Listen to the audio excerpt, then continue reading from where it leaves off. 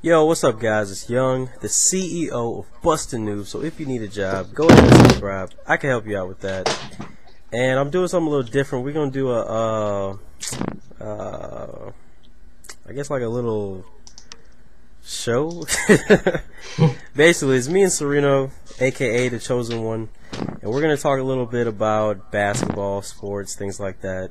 Because I don't only play Call of Duty, and Black Ops 2 sucks anyway, so we're going to talk a little bit about the NBA. We wanted to do this a long time ago while, the season was still going on and the playoffs were going on.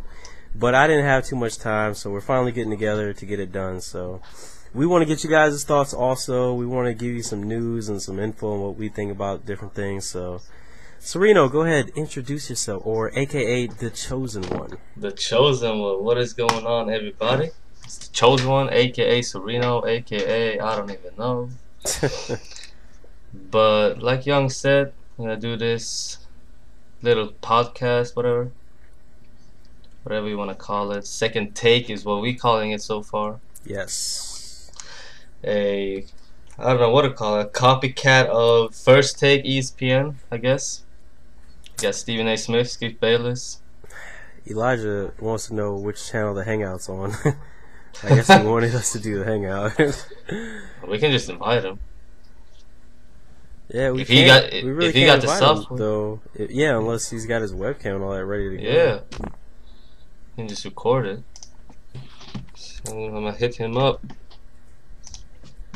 Yeah, like Young said, we're just gonna do these NBA talks because we're both NBA fans. Yep. And LeBron haters. I'm just gonna say it. I'm gonna go ahead and say I don't like the guy too much. I really don't. I mean, I really don't. I think people praise him too much, and I think so too. They got a short memory of him, his past. I mean, yeah, very short memory. Yeah, very short memory. People still forgetting about the decision thing. Exactly. That's when I lost all respect. Yeah. But he's been winning, what is it, 4 MVPs? 3 MVPs? 4. Or is it 3? I think it's 4. Yeah, it is 4. Yeah. 4 MVPs, tied with Larry Bird. And yeah. And he's still missing game-winning shots. People praising him because he's making a wide-open layup. Exactly. Uncontested. Yeah, uncontested. Yeah. He was just in a layup line, basically. Yeah, with no Roy Hibbert. Right. So, I don't even know, but whatever. He can have his time in the lights, I guess. Yeah. But, yeah, let's see if Elijah gets in or not. I just hit him on Skype and said we're doing video recording. Alright. I'm gonna give it to him though. Game 7, which I thought he had to have a great game. He did. He had a great game. I mean, there's not really one point in Game 7 where I really said, "There goes LeBron doing, messing Or up I mean, again." the last 2 was it 2 minutes? Yeah, he made a big shot, the big 3. He had 18 points in that fourth quarter, but I think the last 2 minutes he messed up with some big turnovers. Like with the turnovers, even though he brought them all the way back into the game, with the turnovers that he had 2 in a row actually. Yeah. They should have still lost the game with those 2 turnovers. Yeah. And the game 6 when Ray Allen just saved his ass. Saved his whole legacy, I believe. Yeah. Saved his whole legacy. I believe if LeBron loses in Game 6 to the Spurs 2013, he would have been 1 for 4 in finals appearances. 4 MVPs really isn't going to do anything for your 1 for 4 finals appearances. Yeah. He would still only have 1 ring. They'd be going into next year with less confidence. Yep. And basically the time window that he has with Dwayne Wade, that'd be a year short because like he said, they want to win not 5, not 6, not 7, not 7, not 8. So the window would have been shorted down a little bit more, and I mean, if he wouldn't have won this year, it would have just did bad things for them going forward. I believe, but I mean, it was Ray Allen did what he did, and that's what he's been doing for his career. Yeah, I mean, so. if he would have lost that series, everybody would go back to the whole thing with the parade, like you said, not 1, not 2, not 3, not 4, not 5. Like, when is that gonna come? When are you gonna win 2? When are you gonna win 3? Exactly. When are you gonna win 4? Exactly. And we all know, 9 years in Cleveland, he couldn't win 1. Exactly. And Dwayne Wade got knee issues. He got all kinds of issues. Bosh is disappearing as we speak. He's a magician. He's a real life. He likes to celebrate in the locker room instead. Yeah. With the champagne back. Yeah, he definitely can celebrate, but he doesn't do too much during the games. What was he? 1 of 12, I think, from the field. He was playing pretty bad. I mean, he did get that one big rebound.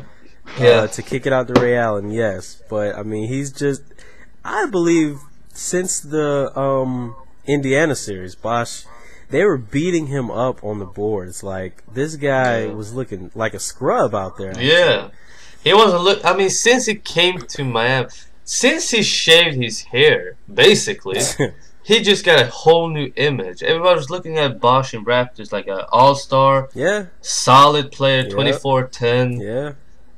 But since he came to Miami, something with his whole personality just changed. You know what? I think when they did that, I think they put we only look at the pressure that LeBron is under because he's supposedly supposed to be the best player in the world. But I think when they did that, I think they put pressure on themselves, all of them, the whole team. Yeah. The role players don't have as much pressure because who cares if they win titles? Yeah, exactly. Chris Nobody's Bosh gonna talk is part about of the big three, so he's got the same pressure as LeBron got. We just look at LeBron's pressure more. Yeah. But, I mean, I think he's just playing under a lot of pressure. He's probably not loose as he wants to be. He's probably not as fluid as he wants to be. When he was the man out in Toronto where it really didn't matter what happened, then he could go out there and play free. Yeah, because when he was in Toronto, people were looking like he got no help, so he's doing all the thing by himself. Exactly. So you can't really blame Bosh for because he actually took them to the playoffs. So yeah, he did. That was a big thing for Toronto, but I mean now with the whole you're not gonna look at Mario Chalmers and say, oh, he doesn't have a ring, or Norris Cole, he doesn't have a ring. Right. You're gonna look at the 3 guys that were on the stage 2010. Yep. Talking smack, saying they're gonna win not 1, not 2, not 3. Yeah. Celebrating before they even won something. Exactly. And that's, again, I just think the whole LeBron thing with the showboating is just too much for me. That's plays into the part of why I don't like him. I mean, the best players don't have to showboat. They just go on the court and they let their game kind of speak for it. Yep. You know, you don't get a dunk and flex after every dunk. You don't look at the crowd after every dunk. You know what I'm saying? Yeah. Like, I don't know. When you just play the game. Yeah, if you go back and look at the highlights, I never saw Jordan celebrate because I wasn't born back then. But I watched all the clips and everything. Watched all the highlights. Yes. I never saw Jordan celebrate before he even won something. Yeah. Like you can see that every season he got swept or whatever, he didn't make the playoff. It killed him basically. Yeah. But LeBron, he'd be making commercials. He'd be doing all these. Remember the puppets, the MVP puppets with Kobe? Yes, yep. I can understand that Kobe made it because he had 5 or 3, whatever he had. But LeBron, he only had an MVP to show. So I don't know. Man. I don't know, man. I don't get me wrong. I think he's the best talent that the NBA has ever seen. Freakishly talented. Exactly. Because 6'8". And that's because he's 6'8", 260. I mean, who 6'8", 260 can move as fast as he does, move as good as he does, dribble like he does, shoot like he does in one body? Like, that hasn't happened before. So, of course, he's going to be, he's a Hall of Fame. He's first ballot Hall of Fame. Definitely. Like, it's honestly a combo of all 3: Magic Bird, Larry Bird, Larry Bird, Magic Johnson, and Michael Jordan. He got Michael Jordan's athleticism. He got the court vision of Magic Johnson. Magic, and I mean, he got the. I don't know what Bird had, the hustle ability. I don't know. Bird could just shoot and LeBron can't. Yeah, But yeah. I'd say more Magic yeah, Magic and and Michael. Jordan. Yeah, I Yeah, would say that because he's got the court vision and he's got the athleticism. So, yeah. but But it's all about the last 2 minutes of the game, and he just doesn't have it. crumbles up. And I don't care if people say that. Oh, he hit that jumper of the. I mean, if you go and look at all these shots, man. I mean, Dallas series 2011. People can say he moved on, blah blah blah. No, he didn't. I mean, you still be seeing him making a lot of mistakes at the end of the game. Yes, I can just say I can't trust him at the end of the game. exactly. That's I my can't. thing.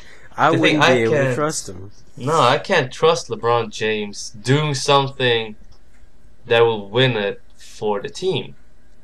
I can't. I don't see LeBron James ever being that player.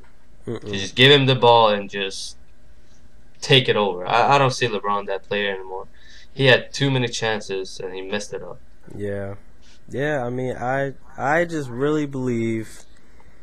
I mean, there's honestly when you look back at Game 6, the Spurs just should not have lost that game. No, They shouldn't. They shouldn't have Pop- lost the game, and it's not only because they already had it wrapped up going into the fourth quarter, or into the fourth quarter. They already had it wrapped up basically.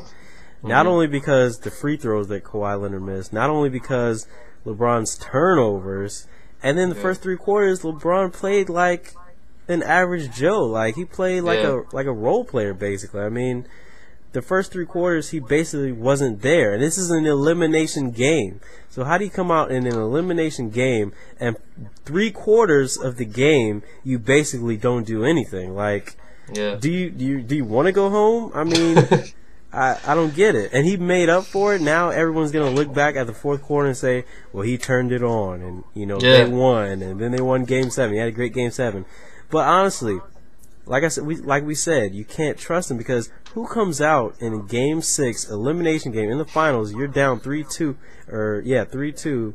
You need to win this game, and the first 3 quarters, you're pedestrian. Like, you would never see that from any of the greats because they had a desire that was so strong, and I just don't see it or feel it from LeBron James.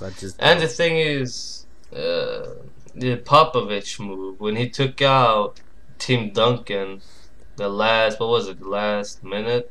Yeah. When he had 30 points and 17 rebounds. Like, it took all of that for LeBron to finally close it out. But the thing is, let's just say if it happened that Tim Duncan was in the game, Chris Bosh would have never got those 2 rebounds, those 2 offensive rebounds. Tim Duncan would have got both of them. And Tim Duncan would have finished the game probably with 30 points, 19 rebounds, and Spurs had won. Like, there was just so many small things that made the championship even more, I don't know what to call it, but luck. Yeah, it was. For the Heat. Huh? But people are just going to look at it and say, well, he got a ring. He got 2 of them. Exactly. So. And that's the thing. It's like, when we look back at the Game 6, even though they won, it's like people still will look at it and they just won't say anything about LeBron James at all. They just say they won a title this year. Like, nobody's gonna look at him and say, "Oh, he turned it over twice in a row." You know what? I'm not gonna lie. When I was sitting at home and he turned the ball over that second time, which was back to back, and I think on that one he jumped in the air and he threw it out of bounds. I think someone was cutting to the basket. When he threw that out of bounds, at that time there was like a minute left. I called the game over. I said, you know what? This game is over. LeBron James fails again, and everybody put too much pressure on this dude. He can't play, big in big time situations. Here we go again. He's gonna lose the game for his team this time by throwing the ball away. But then Kawhi Leonard misses the free throw, and Ray Allen gets that. He made a 3. Then Ray Allen hit a 3. Then it changed all in 30 seconds. From Chris Bosh rebounding ball without Tim Duncan. Yeah. Like, all of that stuff, just like a puzzle. Like, But Spurs those two turnovers, man, I was And about to did you see say, I said to his- myself, now everybody's gonna finally see that Yeah. this guy is not the real deal when it counts. But When I then, saw those two turnovers, I was like, I want to hear Skip Bayless. I want to hear Skip Bayless the day after bashing this guy. Yeah, it would that be would have been so. good. It would be so much fun seeing Stephen A. Smith Yeah. coming up with some excuses. Yeah. Chris Broussard coming up with some excuses. Yes, Skip yes. Bayless just bashing them. Because you know what? Skip Bayless tells the truth, regardless of if people. Sometimes Yeah. he's a little out there, but sometimes he's just telling the truth. But it's like nobody else sees it. And I'm with Skip a lot of times. I'm with him. I'm right on there with him. And he made an interesting stat. I don't remember the exact stat, but he said LeBron, I think it was the whole series, he was like 7 of 30 something outside the paint. And he still shot that 3. You can say, okay, he made it, he got that talent, but 7 of 30 something, and he made that 3. And in that game, he was probably like 1 for 5 from 3-point line. I can hit that 3 with that many tries. So yeah, honestly, I think he probably hit 1 3 that game before that one, or 2. I know I've seen him miss at least 3 or 4. Yeah, from watching that game, I know he missed 3 or 4 of that game. So I know he was probably 1 for 3 or 1 for 5 at least. And then he missed one right before that too. He missed one. He got the rebound. Chris Bosh got the rebound, kicked it back out to him, exactly. And then he hit it again. Then he hit that one. So it's like he was playing terrible. The guy was playing terrible. I don't care that he scored those points in the fourth quarter, because if you end the game 30 or 40 points, that's what you were supposed to have in an elimination game anyway. Yeah. You should have been doing it from the beginning, though. I mean, you're the best player on that team, and in the first 3 quarters, that team, you have on 10 the court. points. Come on, that court, in the whole world, on that court, in the whole world, and you still can't just take it over, basically. Yeah, in a game where this is all the this is your whole legacy on the line, and you come out and you score 10 points in 3 quarters. Like, what? Plus, don't forget about this, against Boris Diaw. Exactly. Like, who's come guarding on, you? give me a break. I mean, they made some good adjustments with the pick and roll, switching it with when Kawhi Leonard was guarding him. But I mean, come on, Boris. You know what? Because it holds true that LeBron James is not a good shooter. He had a better shooting year this year, but he's not a good shooter. Because he wasn't taking a lot of shots. And he was taking it to the hole a lot more. In the fourth quarter, when they sagged off of him and let him let him shoot, he was missing. Yeah, I saw a few jumpers when Boris Diaw was like giving him a couple of feet space, and he was just shooting jumpers and breaking them. Yes, because that's how you have to guard LeBron James. And you know what else mistake that they made this year, the Spurs, that they made the same mistake last year, the Thunder, is I know NBA is about matchups, and I know it's about, you know, switching up, pick your poison. I believe that if you have LeBron James and you have Dwayne Wade that are coming at you, and they're going to the basket and they're going to get past their guy, that's 2 points, right? That's 2 points. Yeah. Why don't you give up 2 points rather than helping with a Tony Parker who's 5'10", who's 5'11", 6 feet? You helping like with that. Tony Parker against LeBron James, who's all he's going to do is make a swipe of the ball. He's not going to steal the ball from him. He's not going to block the shot.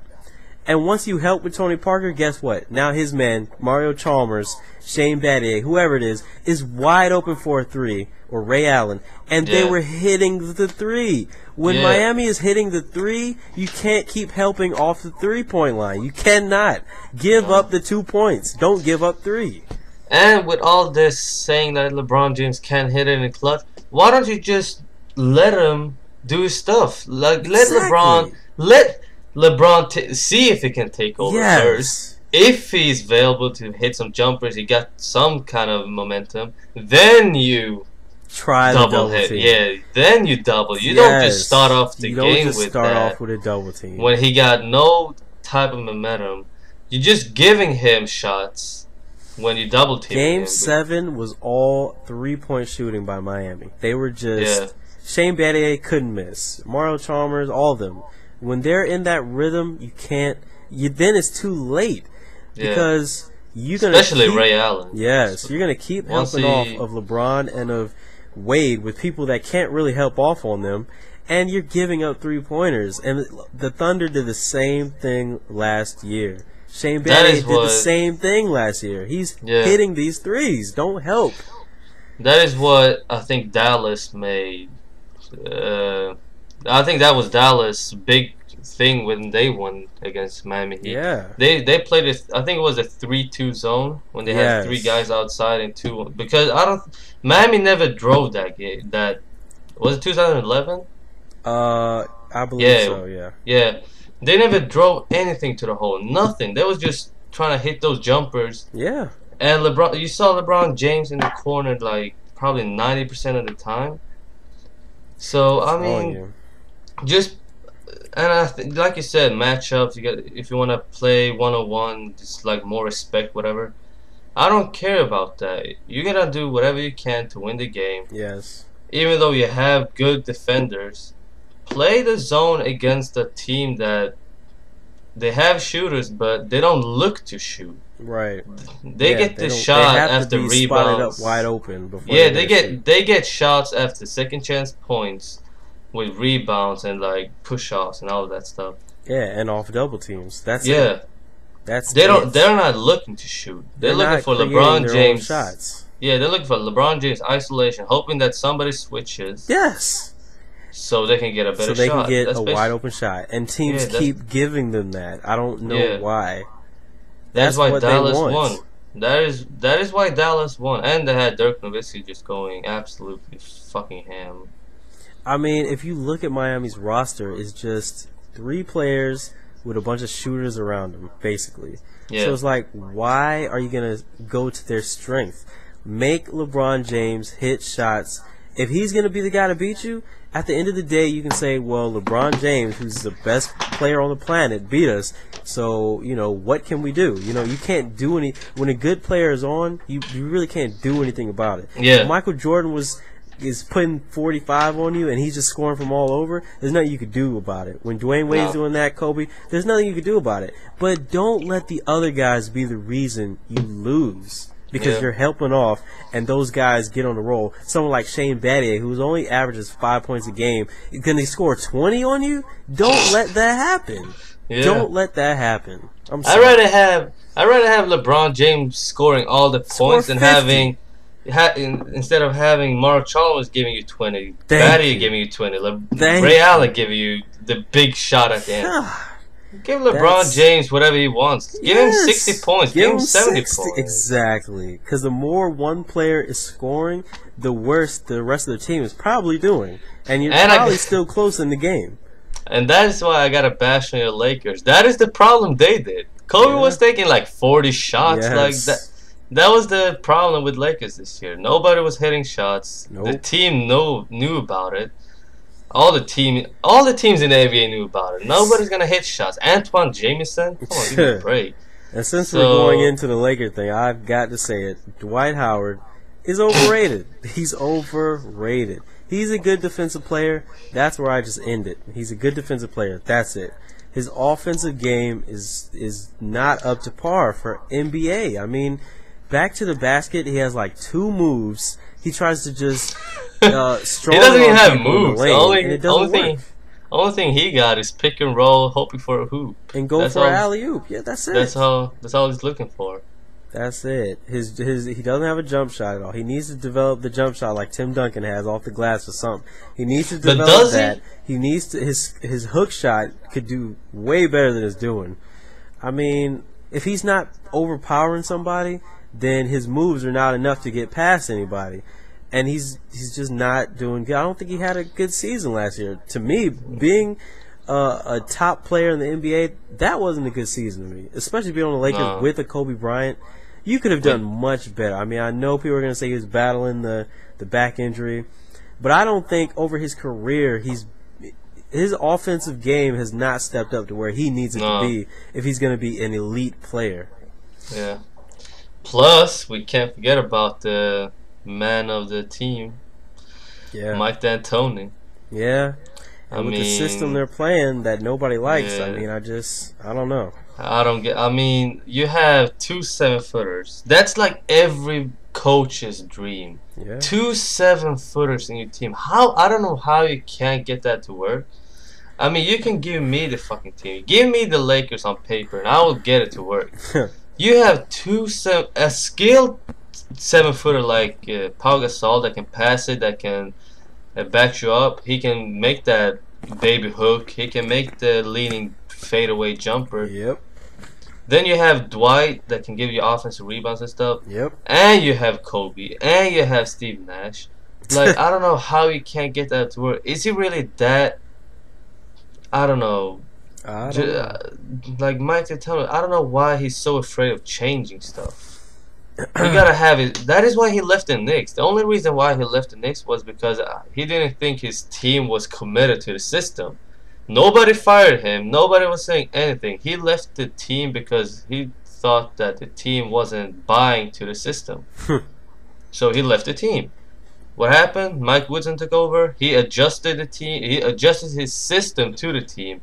They went 18-6 at the end of the season. Yeah. Won against Miami. They won against Chicago. They won against all the top teams in the league. But before Mike D'Antoni left, they were negative. They were under 500, looking forward to a spot in the playoffs. Now we see a full season with the Knicks with Mike Woodson. They came second or third, whatever. Yeah. Beating Heat with 20 points twice. Like, yeah. I don't know, man. Mike D'Antoni probably is a good offensive coach. I wouldn't have him as a head coach. I would probably have him as a offensive assistant coach, whatever. Yeah, maybe an assistant, but I mean, just think of all the years he's been coaching in the league. Like, even with the Suns, when they were in the playoffs consistently, it's like no one was really still afraid of the Suns because they don't play defense. Yeah. So it's like if you're not a defensive-minded coach on any level of any sport, then you're limited to what you can do. So D'Antoni, he had some of the best offensive teams, and he had the MVP of the league in those offensive teams twice. But when you get into the playoffs, when a team gets to know you over a 7-game series, they can find little ways to try to stop this, to try to do that. And that offense is only going to take you so far. You got to be able to stop the ball. Yeah. And that's what good teams do. I mean, if you look at the champions over the years, unless they were in a series at the end that was a shootout, at some point in time, defense has to step up. I mean, even the Miami Heat play good defense. Yeah, they do. They play good defense. I mean, the Lakers, they had Bynum and Gasol when they won title. They play good defense. I mean, yeah. What took Mavs over the hump? Chandler, who played defense. When they got that, they got the championship because of defense. I mean, you can go back as far as you want to go back. I mean, at some point in time, you have to be able to stop the other team because anybody can score in the NBA. That they're all in the NBA because they can score. Anybody can score. But when it comes time to get that stop and go down and you get that bucket, you need someone that wants to play defense. You need a coach that's going to preach the defense, and you have to believe in that, and that's just not a D'Antoni thing. So it's like, how far do they really think they can go with this guy? I mean, I know Phil Jackson, they thought he wanted too much, but if you weren't going to go with Phil Jackson, I don't think D'Antoni was the way to go. Yo, Jim Buss, I'm just going to say, Jim Buss is the worst GM of all time. I'm just saying it right now. Jim Buss is the worst GM of all time. Yeah. I don't know how he can sabotage a team with Kobe Bryant. I don't know how that's even possible. It's like seeing Michael Jordan not making it, getting swept in the playoffs. I don't see Michael Jordan. I can't see Michael Jordan getting swept in the playoffs. I don't know if he did or not. I don't think so. I don't know. If he did, it was early. I don't know, man. I can't see how you can mess up a team with that much talent and then just take the totally wrong coach. I mean, if there's a one coach that was not the coach for the Lakers, it was Dan Antonio. He went straight to Dan Antonio. So Yeah. I don't even know. I mean, Jim Buss, I don't know what's his deal with. It seems like he wants Kobe to fail, even though Kobe won 2 championships. So I don't even know. But the thing is, when you said everybody can score when they come to the league, I can only say one name. I'll probably say. Well, not everybody. You're right. KB. You said who? KB. Not Kobe Bryant. Not Kobe Bryant. Oh. You know who I'm talking about. Not everybody can score. Kwame Brown. Mr. Scrub. Now would be a good time to play that Stephen A. clip. Yeah. Kwame Brown. No disrespect whatsoever, but he's a bona fide scrub. He can't play. No, so not everybody can score, but yeah, not everybody. No. But we've been going over a little 30 minutes. We should cut this episode down right now. Yeah. Shut this episode down. But we definitely want to bring some more of this basketball talk. We might get into some other sports and everything, but basketball is our passion. If it's your passion, hit subscribe. We'll be talking more about this. Leave a comment in the comment section what you think about the discussion. That's why I love sports, because it's healthy debate. It's always something to debate about. So, Chosen One, any last words you want to go ahead and say?